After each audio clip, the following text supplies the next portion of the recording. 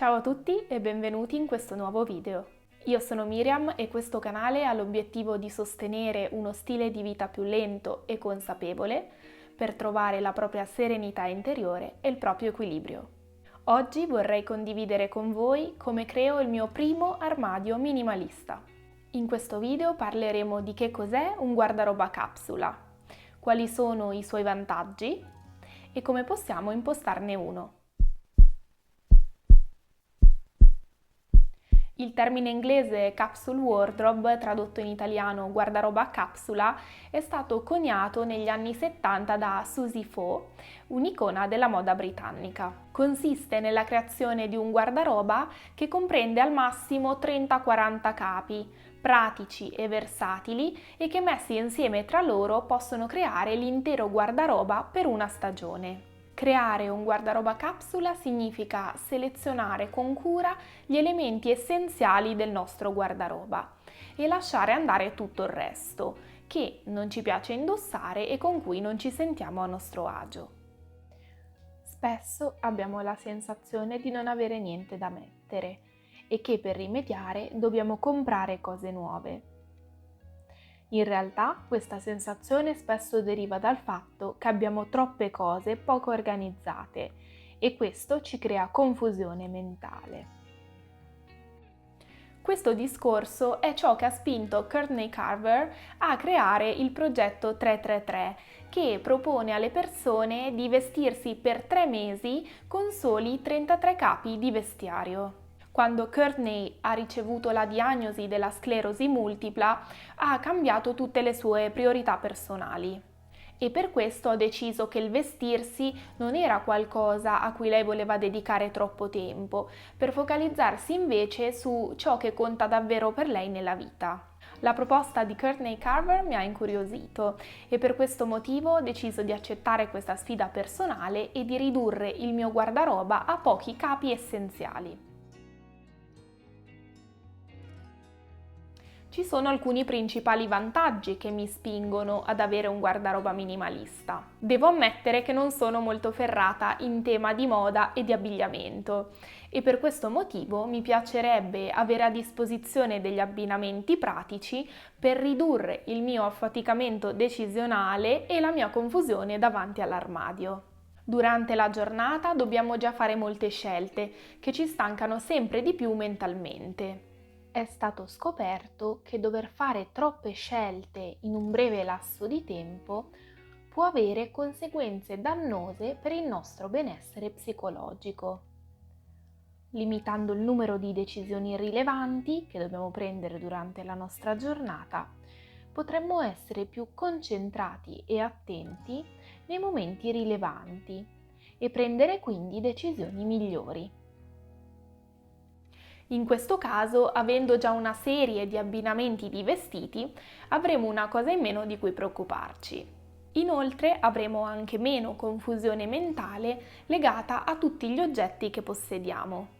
Per approfondire questo tema vi consiglio di vedere anche il mio video sulla casa minimalista, che potete trovare qui nel canale oppure cliccando la scheda qui in alto. In questo video vedevamo proprio come sistemando il nostro ambiente abitativo possiamo in realtà andare a creare un maggiore ordine interiore. Avremo nel nostro armadio solo le cose più belle e che ci stanno meglio e impiegheremo meno tempo la mattina per vestirci.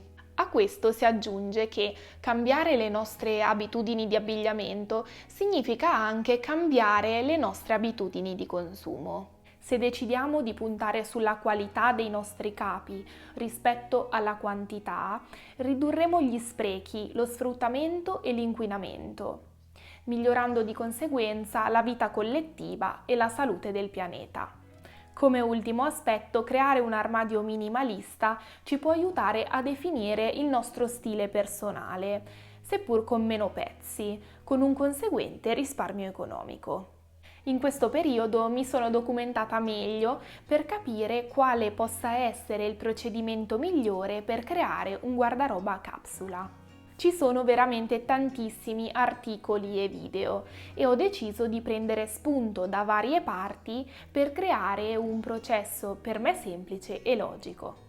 Innanzitutto bisogna dire che i 33 pezzi che dovremmo usare ogni stagione, secondo il progetto 333, includono i vestiti, gli accessori, i gioielli, i cappotti e le scarpe.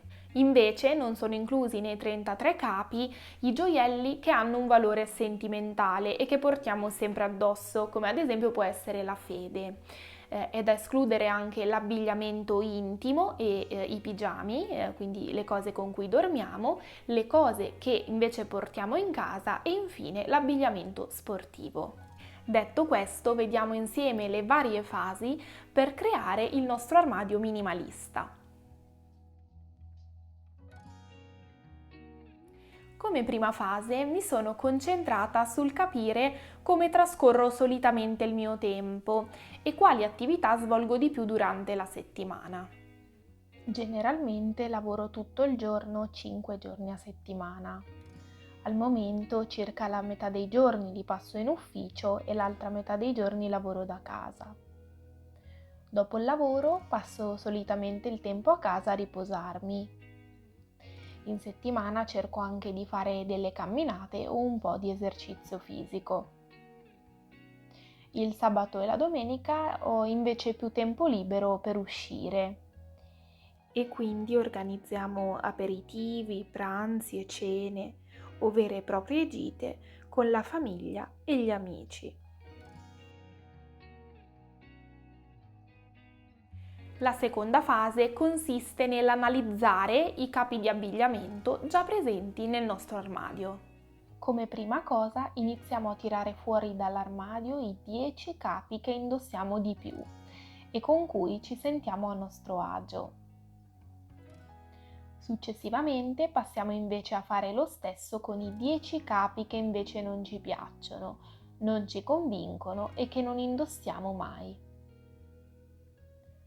Arrivati a questo punto possiamo analizzare più nel dettaglio perché i primi capi ci piacciono e i secondi capi non ci piacciono. Per aiutarci in questa fase possiamo farci alcune domande. Cosa mi fa amare o evitare questi vestiti? Che stoffe e materiali preferisco? Oppure che stoffe e materiali evito? Che colori preferisco? Oppure che colori evito? Come sono di vestibilità questi capi? Mi sono comodi?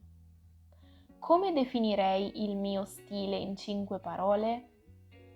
Le risposte a queste domande possono aiutarci a capire meglio il nostro stile personale. Come sempre, l'obiettivo sarà quello di scegliere uno stile che ci faccia sentire a nostro agio e che si adatti bene alla nostra personalità. Per quanto riguarda la scelta dei colori, una linea guida sarebbe quella di scegliere 3 colori neutrali di base, tra cui ad esempio il nero, il bianco, il beige, i grigi, i marroni e il blu, aggiungendo poi 2 colori di accento, ovvero quei colori un po' più forti e decisi che possono dare più carattere ai 3 colori di base. Adesso andremo a prendere in considerazione ogni pezzo del nostro armadio, compreso gli accessori e le scarpe, tenendo però a mente tutte le informazioni emerse dalle domande precedenti.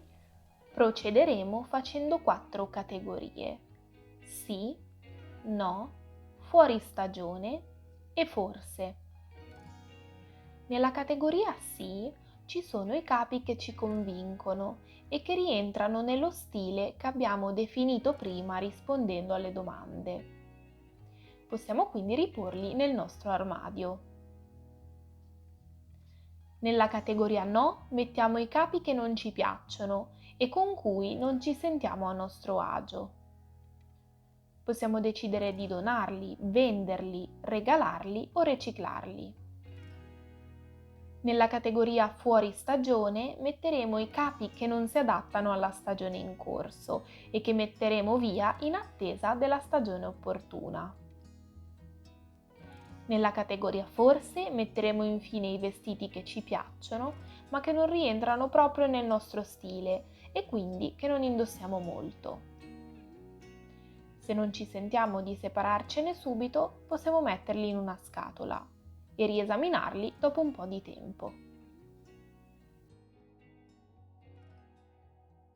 A questo punto è il momento di progettare i nostri outfit. Andremo a riprendere la nostra lista di attività settimanali e mettendoci davanti al nostro armadio semplificato, imposteremo 3 outfit per ciascuna delle attività che svolgiamo più spesso. Se vogliamo, possiamo indossarli e farci delle foto per ricordarceli, oppure fare uno schemino o un elenco da appendere nell'armadio.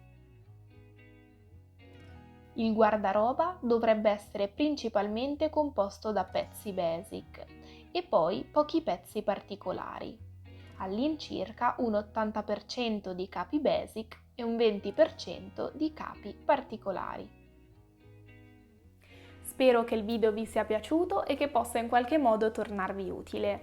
Vi farò sapere in futuro come mi troverò con il mio nuovo armadio minimalista. E voi ne avete mai fatto uno? Se sì, come vi state trovando? Se vi va, possiamo parlarne sotto nei commenti.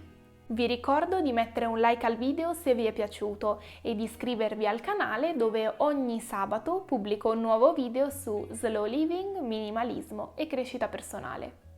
Grazie per aver guardato e a presto. Ciao!